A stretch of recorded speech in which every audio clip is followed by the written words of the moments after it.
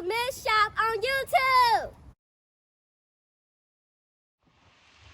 What's up? We back at part 2. Hope you guys checked out part 1. If you didn't, go check it out. Make sure you click the subscribe button down below. I really appreciate it. Now we're gonna pick up where we left off with that.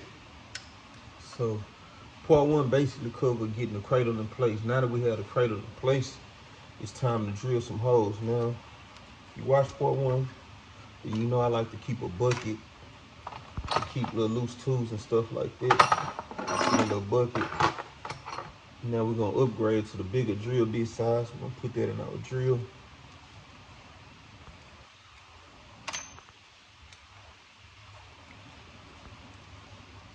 Put that in place. Now, it's gonna be 2 holes that you gotta drill. I already done this one ahead of time. There's gonna be another one here. If your cradle is in place, it should be sitting in position, and you want these tabs sitting snug on your trunk pin. Now, let me show you guys what we got up. You put your big drill bit in. You'll come right in the hole. Drill the hole out. Once your hole drilled out, that's when you get the hardware. Now, all the hardware that comes in your kit gonna be labeled, so you find the appropriate bolt. These come with lock nuts. Get your bolt. Get your, you got 2 washers. And this is gonna go on the underside of your car.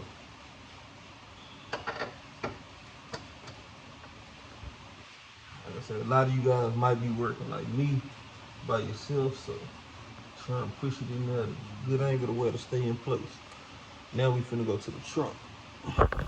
Okay, we in the trunk. This is where the screw come up at right here. It's a little backing plate that's gonna come in your kit. You're gonna set that over the screw. Try not to drop the screw. Pull it up some so it stays in place. Now that we got that in place, wash it down. Tighten the screw up some. Now this the tricky part for all my guys that's working by yourself when it comes to tightening these down, because you're gonna need something at the bottom to hold it in place. But if you got help, you can get somebody under there with a socket wrench, and you can get up here with the impact and tighten it down. It just so happens to be my luck. I have a few trapdoor that I fabbed myself. Now this early into my fabbing skills, so it's not the prettiest thing that you'll ever see. I'm gonna go back and redo it eventually whenever I get around to that. But I'm able to use my trapdoor, stick a hand up through there from where my fuel, this is normally where my fuel pump sit. I use my trapdoor, I can stick my hand through there, set my little wrench that I showed you guys earlier right there, and tighten it up with my impact. So that's what I got going on. Everybody's situation more than likely won't be the same. Everybody wouldn't have a trapdoor just sitting in their trunk, so try and get creative and find a way to tighten it up, or just wait till you get some help to tighten it up. All right, now it's time for me to tighten my bolts up. A lot of people do not like cutting into their trunk pan to make trapdoors, but I tell you what, it's been worth it. Anytime I have any kind of fuel issues, I can easily get to it and fix it. And in this situation, my trapdoor also helped me with my ridetech both through and full link. So I stick my hand up through there, grab that, my impact, make sure we tighten it and not loosening it. Bingo. Drop.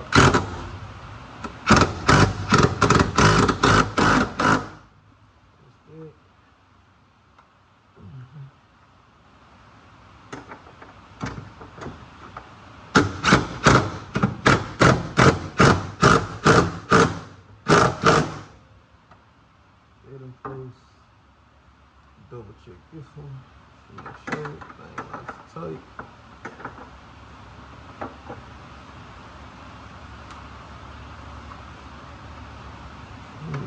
Drop it on.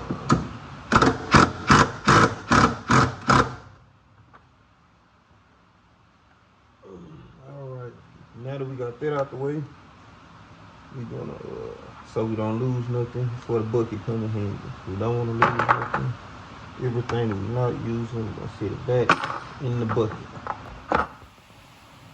So we got our bolts in place. We got 6 bolts on each side, just holding it in.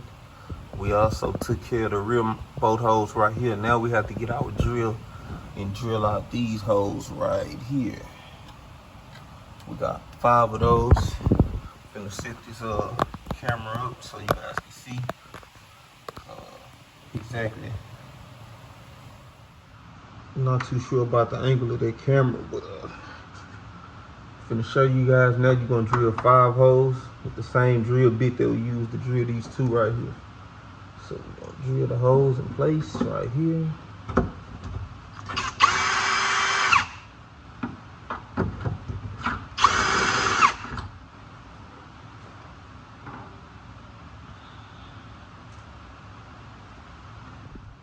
Okay, now that we got the holes drilled out in the rear, we got our cradle in place. We knocked out the 2 back bolts back here on each side.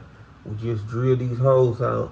Now we have to go get the hardware to bolt that in place. We're gonna put all that in our bucket, so that way it's right here on hand, and we don't mix up any other hardware with exactly what we need to do. So what you're gonna be putting in your bucket are these right here. You want to get screw, a washer, another washer, and a bolt. Now what we finna be bolting in place is this bracket right here. Now this is gonna go inside your car, and I had a little problem with this, so the catch was I set it in place, tried to put my bolts through, but the hump on my tunnel inside the car was making it sit uneven. So what I did to combat that was I went to my trusty bolt box. Now I'm finna show you guys my bolt box. We're gonna go over there and get some longer bolts, nuts and bolts that we could use, so that way we could tighten this all the way down. Once we get it tightened down, we'll just unloosen 1 bolt at a time and replace it with the hardware that came with the kit. So let's get over to my bolt bucket. This is a small one. I've seen bigger collections. It's kind of here. So basically my bolt bucket is where I keep extra bolts and stuff like that, because you never know when you might need it. So that being said, we're gonna try and find us 5 bolts that are long enough to go through with some matching nuts so we can torque all that down. Let's go to digging in the bolt bucket. We back from the bolt bucket. We got us some long 3/8 bolts. This is the hardware that comes. Whoa, they're a little slippery. This the hardware that comes with the kit. You can see the difference. What it's gonna do is shape the black piece of sheet metal to the floor pan inside your car. Once you do that, you can pull all the long bolts out 1 by 1 and just drill the shorter ones in place. And from there, you'll have the complete cradle installed, all the bolts and everything. Now this is the next step in instructions. Drop your original leaf springs. You're gonna bore the holes out to 5/8. Then you're gonna put the 5/8 bolt through there, and they got some hardware that goes in between here, this sleeve in here, and it's a smaller piece of sleeving that goes on the inside. Make sure the bolt side is pointed out, and the long aluminum sleeving on that side is on that side of your stuff facing outwards, and you should be good to go on that part. Now next you want to install your rear end. Mine is completely took apart for the most part because I'm going to do a big brake upgrade. But before I do that, I want to install my 4-link. Now if you wondering if you also had a well done brackets like I got, and you're wondering how I come up with the measurements, I also have a video on that. You're going to see a picture of it in the corner. Just go look it up on my page, and you can check out how I came up with my measurements and stuff for my rear end with the burn on lower brackets. Now once we set this in the rear of the car, we're going to have to set it at ride height, so that way we can establish where the upper bar is going to go on each side of the rear end.